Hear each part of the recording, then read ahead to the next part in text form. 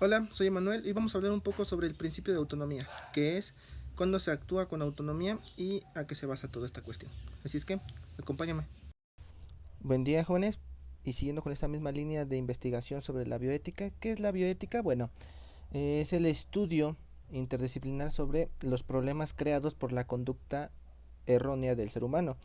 ¿Hacia quién esa conducta errónea? Bueno, hacia el medio ambiente que los rodea, plantas, animales, todos aquellos seres vivos con los que tiene contacto directo el humano, eso se le conoce como bioética. Por eso es que se crean las leyes de protección ambiental y las leyes contra la violencia hacia los animales.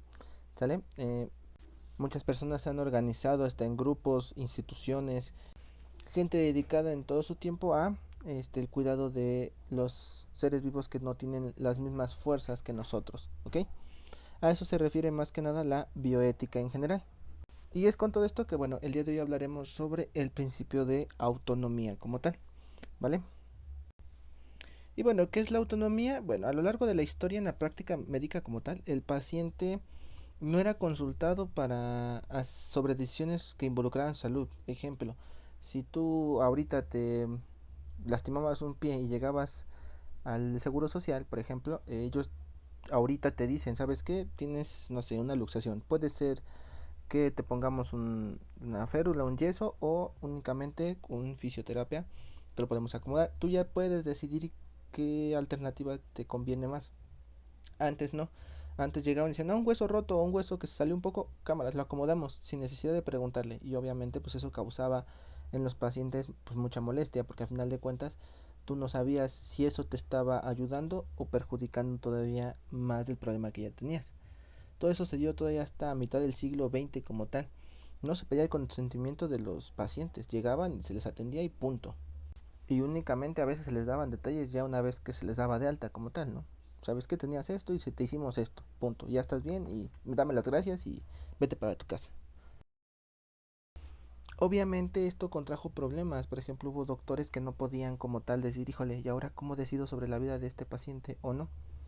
Entonces, bueno, la autonomía como tal es la facultad de una persona de actuar de acuerdo a su facultad de decidir libremente un control exterior. ¿A qué me refiero con esto? Bueno, a través de todos estos problemas se crea el principio de autonomía. Yo como paciente llego y yo decido qué me pueden hacer o qué no me pueden hacer. Y no solo eso, sino a final de cuentas, en lo largo de nuestra vida, de nuestro entorno, yo sé en qué escuela estudiar o en qué escuela de plano o definitivamente no. Pero el detalle es, el principio de autonomía se da como tal en los médicos, porque ellos son los primeros en, sin decidir nada, sin pedir una opinión, lo único que hacían era únicamente ejecutar su medicina sobre el paciente. ¿Ok? Y bueno, en síntesis, el principio de autonomía considera que para que una persona o médico actúe con base a su criterio o de manera autónoma debe cumplir ciertas condiciones. Es decir, no porque se dio el principio de autonomía no significa que ya no los doctores no puedan tomar decisiones. Sí pueden. Ahora la cuestión es que tiene que cubrir ciertos requisitos. ¿En qué me quiero decir con esto? Bueno, el principio de autonomía como tal es para todos, pero vamos a basarnos únicamente en la medicina. Y en la medicina tiene que tener tres cuestiones. La intencionalidad, es decir, ser consciente del propósito que se quiere lograr, lo que quiero hacer con el paciente. Conocimiento, comprender las causas y consecuencias de las acciones que se van a tomar. Es decir, volvemos al ejemplo del pie torcido. Yo sé las causas y consecuencias en caso de no acomodar bien el pie o puedo provocar una lesión más fuerte o si lo puedo curar. Y el último tiene que ser, bueno, libre y sin coacción externa. ¿Qué quiere decir esto? Que bueno, que los agentes tomen decisiones internas, que no se dejen influenciar por personas que están en el exterior y que no son parte de su consulta como tal. ¿Ok? Estas tres bases tienen que ser condiciones eh, principales y primordiales para que se dé el principio de autonomía con los médicos.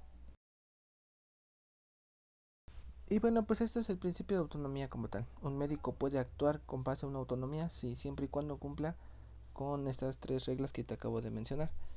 Y ya de ahí puede derivar cualquier otro procedimiento siempre y cuando ya el paciente esté consciente de ello y pueda firmar su autorización.